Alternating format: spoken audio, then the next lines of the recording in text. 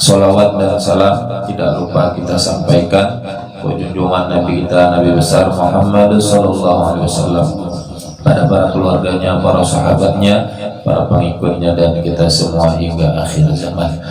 Para jemaah yang dimuliakan Allah, alhamdulillah kita tadi sudah membaca munajat, tahlil, doa haul, yaitu untuk guru kita Kiai Haji Muhammad Zaini bin Abdul Ghani Sengupul. Mudah-mudahan doa kita diijabah, mudah-mudahan pahala bacaan Al-Quran, zikir disampaikan oleh Allah kepada beliau, tentunya juga pahala itu kembali kepada kita semua, amin ya rabbal alamin. Di mana-mana khususnya wilayah kita Kalimantan, begitu masuk tanggal 5 Rajab itu melaksanakan haul guru Sengupul atau Kiai Haji Muhammad Zaini bin Abdul Ghani, karena beliau wafat tanggal 5 Rajab 18 tahun yang lalu. Mungkin yang kakak-kakaknya belum lahir lah. Itu tahun 2005 kalau ada salah. Nah, 18 tahun yang lalu. Salah satu ulama besar kita di Kalimantan, ulama karismatik.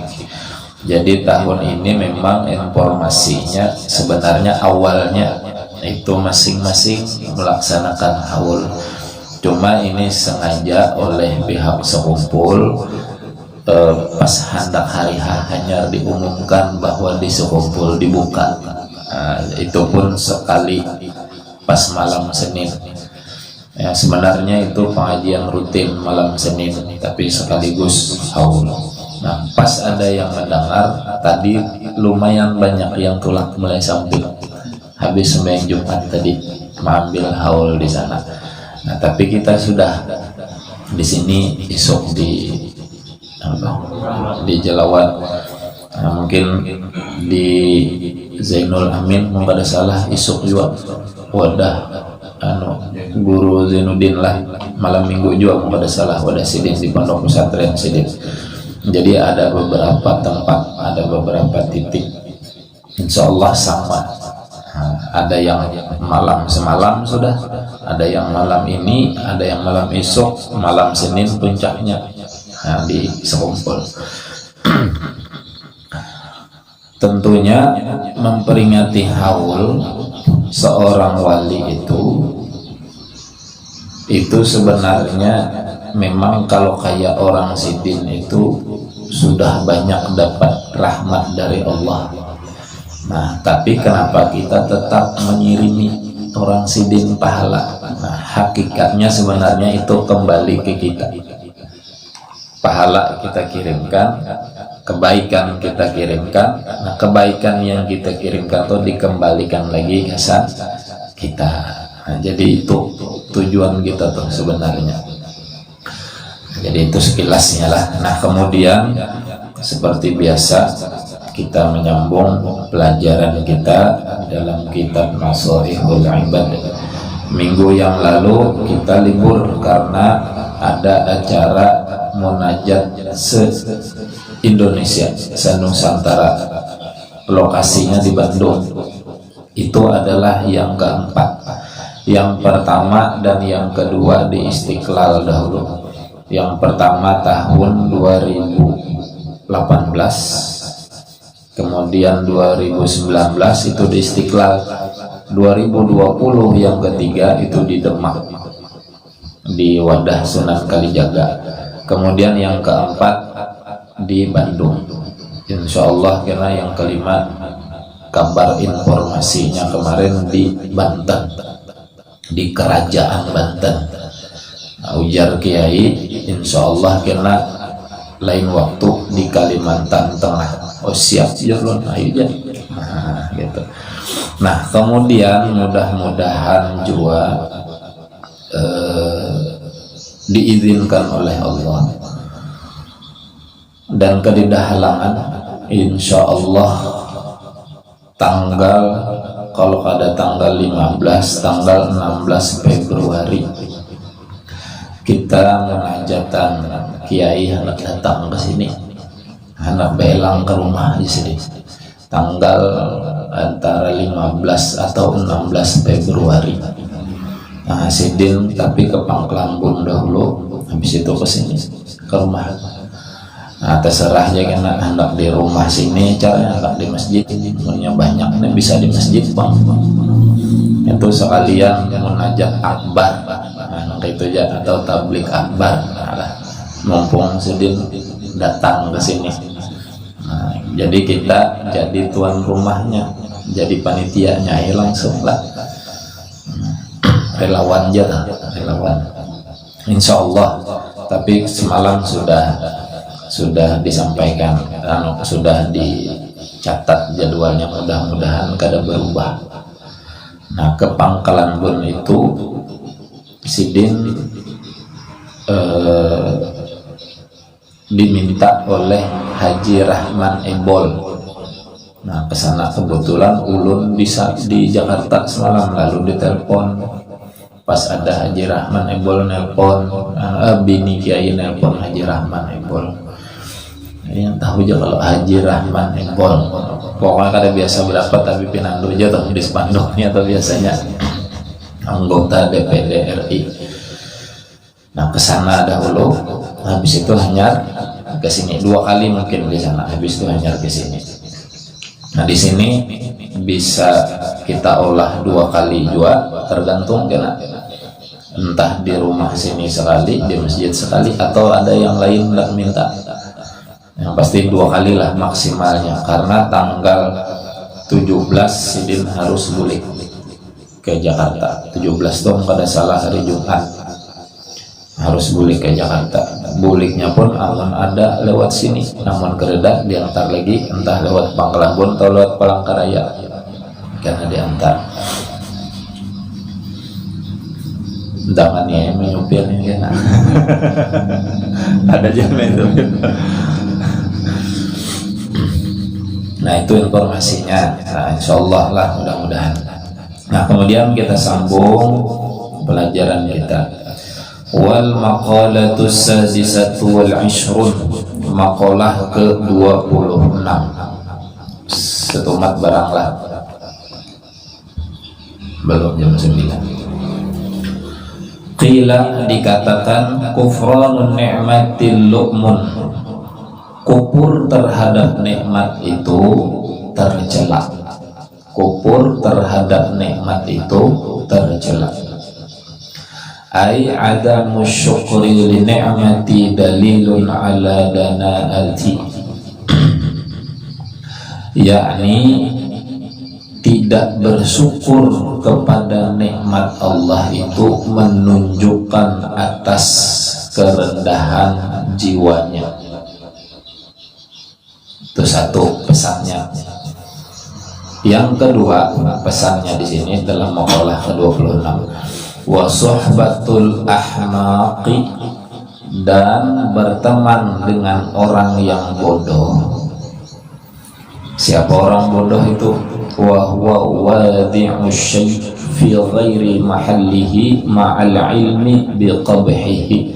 Orang bodoh itu adalah orang yang meletakkan sesuatu tidak pada tempatnya, padahal dia tahu kejelekannya. Itu orang bodoh. Nah, jadi 2 pesannya. 1, kufur nikmat itu tercela. Yang kedua, berteman dengan orang bodoh itu syukmun, yaitu bisa hina di sini, bisa menjerumuskan kita. Nah, itu tuh pesannya ada 2. Nah, yang pertama tadi, kufur terhadap nikmat Allah tercela, artinya tidak bersyukur kepada nikmat Allah. Itu menunjukkan rendahnya jiwa kita. Kenapa? Padahal banyak nikmat Allah, kenapa kada mau bersyukur? Karena kita ini kadang-kadang menilai syukur, menilai nikmat itu sesuatu yang berhubungan dengan materi aja. Padahal banyak banyak benar kalau kita memperhatikan apa yang diberi oleh Allah. Satu aja misalnya, satu aja, rambut itu nikmat. Rambut aja dulu, sebuting benda aja, rambut nih.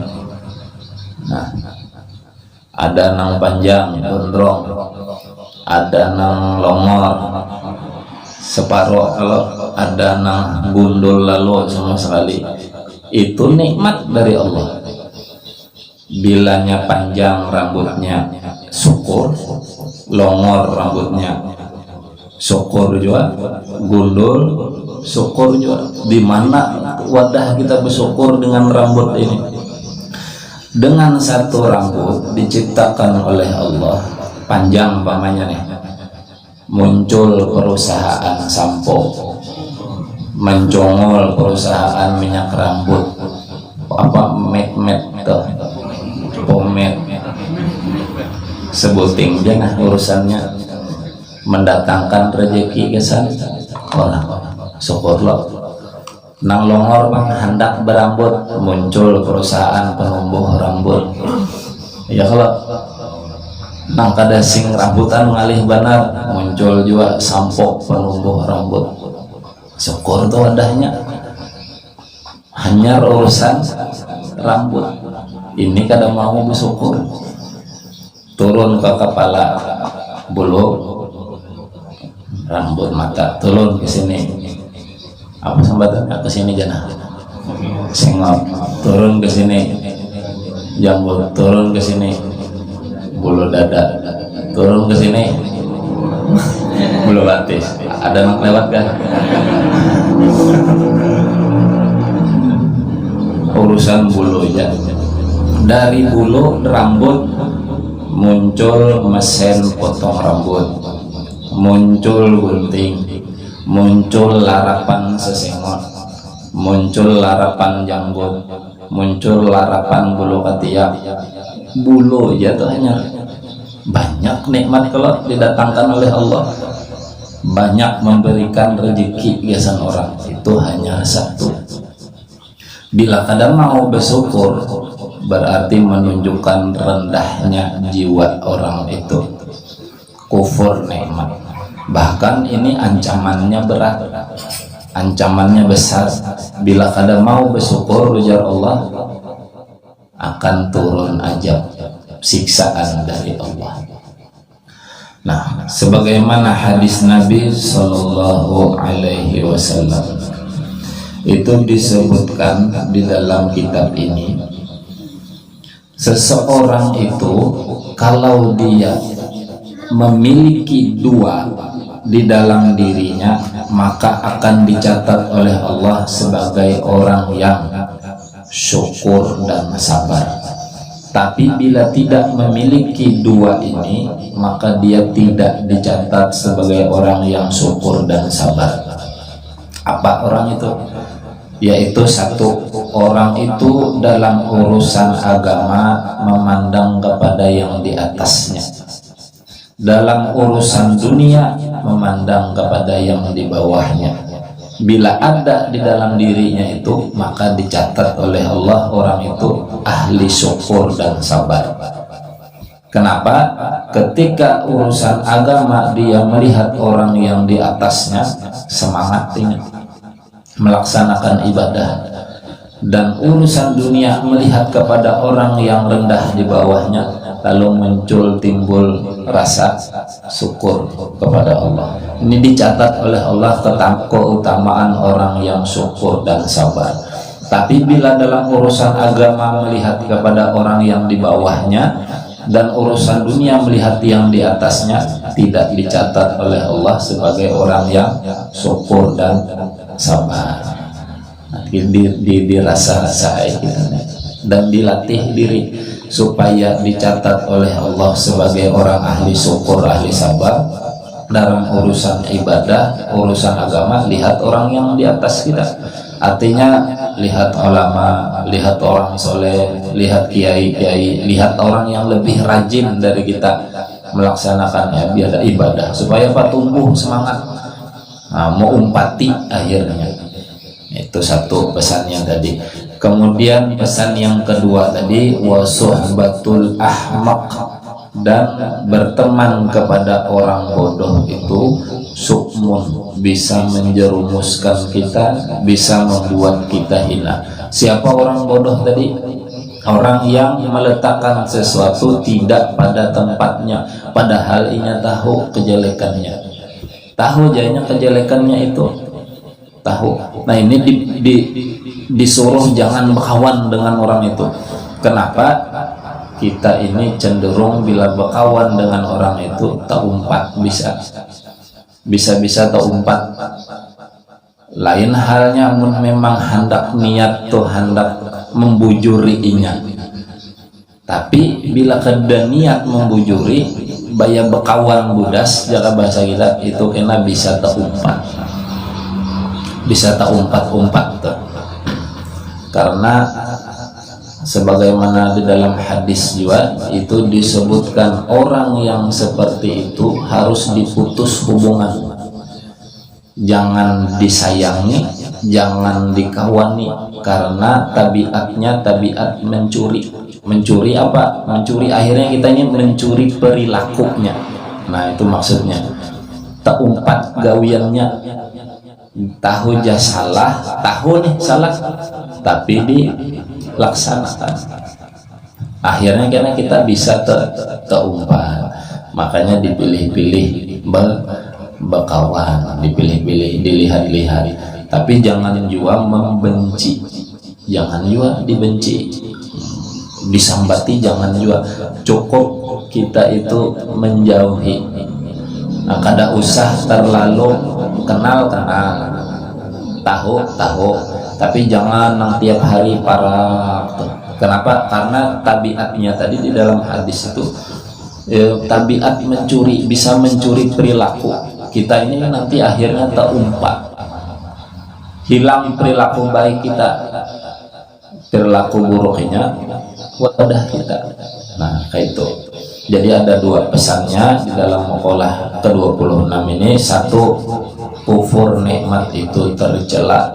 Yang kedua, jangan berkawan dengan orang bodoh. Tapi bukan bodoh nang babal lain. Nya ada juga orang babal tapi bagus sifat. Kan ada juga tuh membabal tapi rajin aja nih, turun aja mengaji biar alif-alifan aja, hanya kawan Al-Quran sudahnya alif-alifan tapi bagus ya kawan nih, jangan ada apa-apa lain. Yang itu yang dimaksud di sini, yang dimaksud tadi pintar orangnya, tahu tapi salah menggunakannya. Nah itu telah singkatnya itu pesan malam hari ini. Mudah-mudahan ada manfaatnya. Insyaallah kita sambung minggu depan.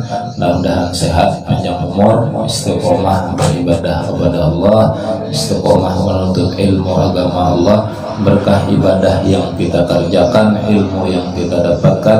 Allah wafatkan kita dalam keadaan husnul khotimah, dan Allah masukkan kita semua ke dalam surganya bighairi hisab. Amin ya rabbal alamin.